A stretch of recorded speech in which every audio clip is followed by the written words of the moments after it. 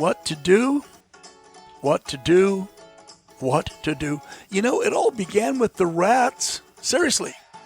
A minor import way back whenever is now destroying American society, upheaving our civilization. For thousands of years, we, the pet owners, and our pets have flourished.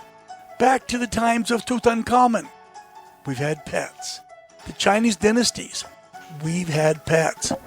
And only hundreds of years ago, pet owners felt they needed more variety, a little more pet diversity.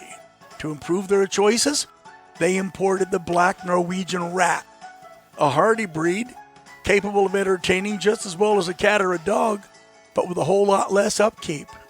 Yeah, rats seem to be the answer. Not. Rats were the answer to what? You know, entrepreneurial rat breeders, following the trends of previous animal husbandry, they found that through selective breeding, they could create more fertile, stronger, and larger rats. Their efforts were rewarded as these rats grew larger and stronger, but they didn't get any smarter. So as they grew stronger, hardier, and with any animals so bred, they became significantly less intelligent. You could say they were really dumbed down, stupid even. Well, this disturbing trend of amplified stupidity was to become a deadly trap, a trap about to be tripped. The already aggressive rats grew more aggressive. Coupled with an intrinsically poor impulse control, this made for a perfect storm of violence, a perfect storm of death. The rats had become ticking time bombs. And this danger was mostly self-inflicted among the rat population, but in time, it spilled over to the general pet population as well. This is not right, because over time, animal rights do-gooders, your PETA-minded people, noticed that the rats were largely oppressed by pet owners at large. With no study, no knowledge of fact as to why they were oppressed, these people urged the government to pass laws to protect the oppressed rodents of America.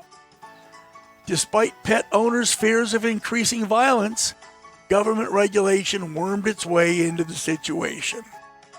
As always, government jumped into the fray, ever eager to impose new rules, new regulations, new laws, all designed to restrict or benefit certain special sectors of the population.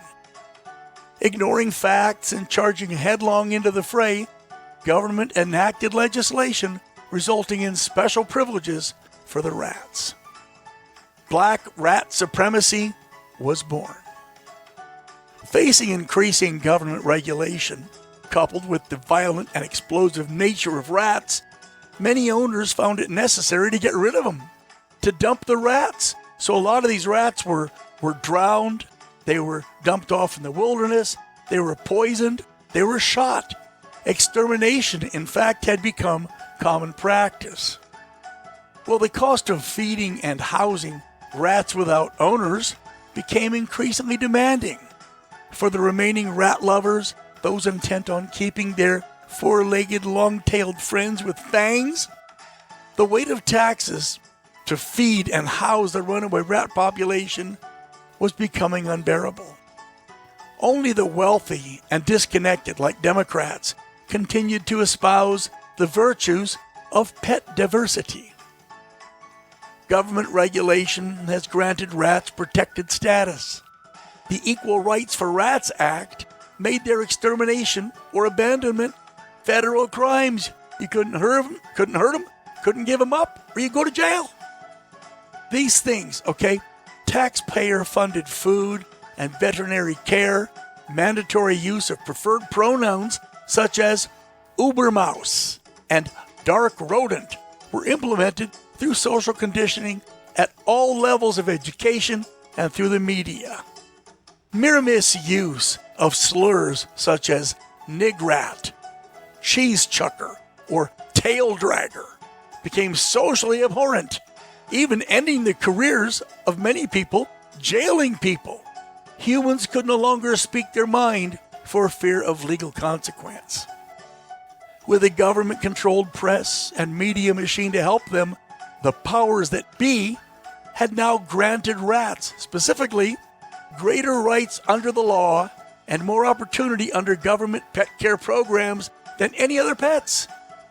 These are the days of affirmative rat opportunity. Society fell under the weight of government-endorsed rat supremacy as rats upped their already epidemic violence, aware that their kind was now federally protected and that they had become media darlings. A greater variety of crime became available to them. Already too late for a simple solution, a final solution, pet owners and their pets hunkered down to endure an era of increasing pessimism and hopelessness.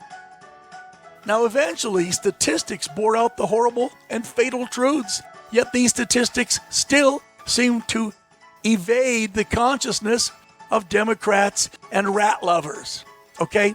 Among these truths is that while male rats aged puberty to extreme old age amounted for about 7% of the overall population, that's cats and dogs included, they had become responsible for over 83% of violent attacks and death. 7% of the population, 83% of the attacks and death. And that's in the overall pet population. What's wrong with this picture? Tax-paying pet owners and their pets alike found themselves on the horns of a dilemma, and they're still on those horns today. Here you have a sector of the pet population, in entirety, occupying less than 12% of the overall population, still receiving over 60% of government money doled out to keep pets fed, healthy, and placated. As with the Black Plague of centuries gone by, it is clear that this new Black Rat Plague is equally dangerous and pervasive within the pet population at large. The difference between the rats and the rest of the pets is now all too obvious. The rats continue to grow larger, mostly on government money, stronger and more violent. Rats find themselves that wherever they go, on a rampage, wherever they kill, maim, or injure others, it only spurs further government cash handouts. That's right. Today, black rats are in almost total control. Media darlings, the press and government influence has told us that rat population is no different than the rest of the population. They've even elevated black rat supremacy to an almost holy status, leaving behind the remaining 83% of the population. What to do? What to do? What to do? I'm Max, and that's the way I see it.